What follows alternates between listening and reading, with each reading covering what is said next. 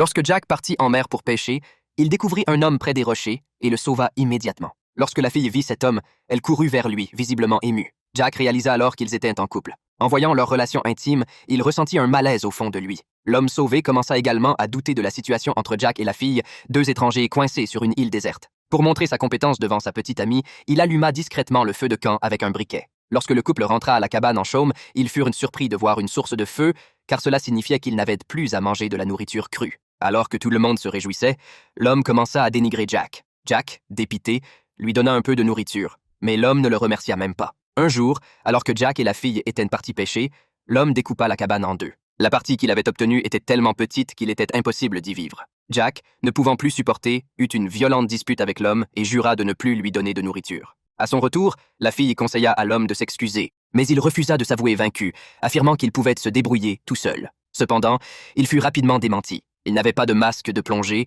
et ne pouvait pas plonger dans les eaux profondes, se contentant de ramasser quelques crabes parasites pour se nourrir. En comparaison, Jack rapportait tous les jours de gros poissons et apportait souvent en secret des délices à la fille. En guise de remerciement, elle partagea la source de feu avec lui. Mais l'homme découvrit vite ce qui se passait et soupçonna immédiatement que Jack avait volé son briquet. Ils en vinrent aux mains sur la plage, la dispute se calmant uniquement après qu'ils aient échangé un poisson. Cependant, l'homme n'en avait pas fini et avait désormais les yeux rivés sur le masque de plongée de Jack. Un soir, tandis que Jack dormait, l'homme subtilisa discrètement le masque.